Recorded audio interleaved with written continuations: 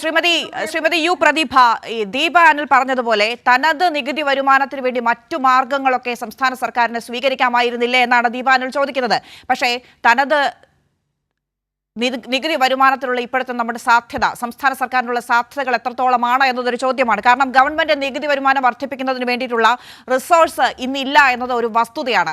GST വന്നതിന് ശേഷം ആ മാറ്റം സംസ്ഥാന സർക്കാർ നേരിടുന്നുണ്ട്, ആ പ്രതിസന്ധി നേരിടുന്നുണ്ട്, സംസ്ഥാനങ്ങൾ ആ വിധത്തിൽ കൈകാര്യം ചെയ്യപ്പെടുന്നുണ്ട് എന്നതൊരു വസ്തുതയാണ്. സ്വാഭാവികമായിട്ടും ഈ ബജറ്റ് കൊണ്ട് എല്ലാ മേഖലകളിലുമുള്ള ഒരു അലോക്കേഷൻ സാധ്യമാകുന്നുണ്ടോ? ഈ പ്രതിപക്ഷം ഉന്നയിക്കുന്നത് പോലെ എനിക്കതിൽ പറയാനുള്ള, ദീപാനിലോട് കൂടി ചേർത്ത് പറയാനുള്ള ഒരു കാര്യം, ഇന്ന് പ്രതിപക്ഷം സാധാരണഗതിയിൽ ഇങ്ങനൊരു ബജറ്റ് അവതരിപ്പിക്കുമ്പോൾ അതിനുശേഷം പ്രതിപക്ഷം വാർത്താ സമ്മേളനം നടത്തുക, അതിലെ പ്രതിഷേധങ്ങൾ അറിയിക്കുക, വിമർശനങ്ങൾ ഉന്നയിക്കുക എന്നതൊക്കെ രാഷ്ട്രീയമായ ഒരു രീതിയാണ്, പൊതുവിലുള്ളതാണ്. പക്ഷേ ഇന്ന് വലിയ വിമർശനാത്മകമായ ഒരു രീതിയിൽ പ്രതിപക്ഷം അതിനെ നേരിട്ടിട്ടില്ല എന്നതുകൂടെ ഞാനൊരു ചോദ്യമായി ഉയർത്തുന്നുണ്ട്.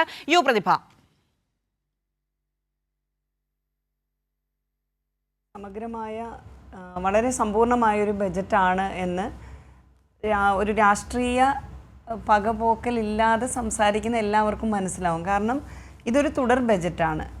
2016 മുതൽ ഒരു നവകേരള സൃഷ്ടിക്ക് വേണ്ടി നമ്മുടെ ഗവൺമെൻറ് നടത്തുന്ന പ്രവർത്തനങ്ങളുടെ ഒരു തുടർ പ്രക്രിയയായിട്ടാണ് ഇന്നത്തെ ഈ ബജറ്റ് അവതരിപ്പിക്കപ്പെട്ടിരിക്കുന്നതെന്ന് നമുക്ക് എല്ലാവർക്കും അറിയാം. അത് ഈ ബജറ്റിൻ്റെ ആദ്യ ഭാഗത്ത് തന്നെ ധനമന്ത്രി പറഞ്ഞിട്ടുണ്ട്, ധനഞ്ഞെരുക്കം രൂക്ഷമായ സാഹചര്യത്തിൽ, കാരണം നമ്മൾക്കറിയാം ഫെഡറൽ സംവിധാനത്തോട് മുഖം തിരിഞ്ഞു നിൽക്കുന്ന സമീപനമുള്ള കേന്ദ്ര ഗവൺമെൻറ് നമ്മുടെ സംസ്ഥാനത്തിന് അർഹമായ വിഹിതം നൽകാതിരിക്കുമ്പോൾ, ഇപ്പോൾ ഒരു കേന്ദ്ര ബജറ്റ് അവതരിപ്പിച്ച സമയത്ത് ഞാൻ ശ്രദ്ധിച്ചു, പലപ്പോഴും സമൂഹത്തിൽ നിന്ന് പോലും പ്രതികരണങ്ങളില്ല. കാരണം കേന്ദ്രം ഇങ്ങനെയാണ് എന്നെല്ലാവരും ബോധ്യപ്പെട്ടിരിക്കുന്നത് പോലെയാണ് നമുക്ക് തോന്നുന്നത്. ഇപ്പം നമ്മൾക്ക് തന്നെ അറിയാം, ഇപ്പം ഇന്നിപ്പം നമ്മുടെ സംസ്ഥാന ബജറ്റ് വന്നു കഴിഞ്ഞാൽ ഇപ്പം ഞങ്ങൾ MLA-മാരുടെ മണ്ഡലങ്ങളിൽ പോലും എല്ലായിടത്തും ഈ ബജറ്റ് എന്താണെന്ന് നോക്കിയിരിക്കുന്ന, എന്താണ് എന്ന് നോക്കി വിശകലനം ചെയ്യുന്ന ആളുകളുണ്ട്. എന്നാൽ കേന്ദ്ര ബജറ്റ് വന്നു കഴിയുമ്പോൾ ആരും ആ കേന്ദ്ര ബജറ്റിനെ പറ്റി സംസാരിക്കുന്നത് പോലും ആരുടെ ശ്രദ്ധയിൽ പോലും ഇല്ല.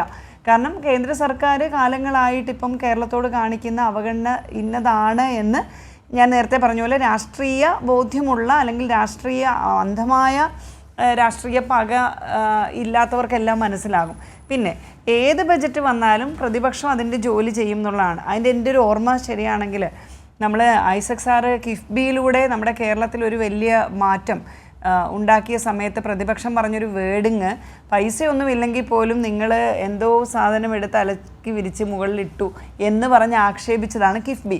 ആ കിഫ്ബിയിലാണ് 56,000 കോടി രൂപയുടെ നിക്ഷേപം കേരളത്തിൽ വന്നു. റോഡുകളായി, പാലങ്ങളായി, മേൽപ്പാലങ്ങളായി, സ്കൂൾ കെട്ടിടങ്ങളായി, വിവിധ കെട്ടിടങ്ങളായി നമ്മുടെ കേരളത്തിൽ സമഗ്രമായി കേരളത്തിൻ്റെ മുഖച്ഛായ മാറി.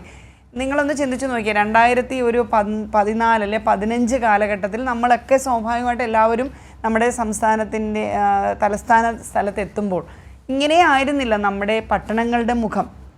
ഇവിടെ മാത്രമല്ല, എങ്ങും ഇതുപോലെ ആയിരുന്നില്ല. ഇപ്പോൾ സമഗ്രമായ മാറ്റം എല്ലായിടത്തും കാണുകയാണ്. ഇപ്പോൾ തന്നെ ഇന്നത്തെ ബജറ്റിൽ ഏറ്റവും അട്രാക്ഷൻ പറഞ്ഞ 2026 കേരളത്തിലെ ഏറ്റവും വലിയൊരു പ്രശ്നത്തിന് പരിഹാരം കാണുകയാണ്, ദേശീയപാത വികസനം.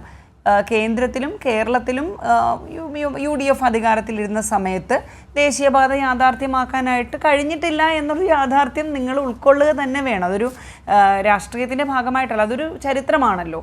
ഇപ്പോൾ 6,000 കോടിയിലടുത്ത് രൂപ പൊന്നും വിലയ്ക്ക് ഇരട്ടിയുടെ ഇരട്ടി തുക കൊടുത്തുകൊണ്ട് ഭൂമി ഏറ്റെടുക്കാൻ കേരളത്തിൽ മാത്രമാണ് അങ്ങനെ ചെയ്യേണ്ടി വന്നത്. കാരണം കേരളത്തിൽ സാധാരണ ഒരു വിലയിലൊന്നും ആളുകൾ സമ്മതിക്കത്തില്ല. അപ്പം ഇരട്ടിയുടെ ഇരട്ടി വില കൊടുത്തുകൊണ്ട് ദേശീയപാതയ്ക്ക് സ്ഥലം എടുക്കാൻ വേണ്ടി ആ പണം ചെലവഴിച്ചത് കേരളത്തിലെ ഗവൺമെൻറ്റാണ്.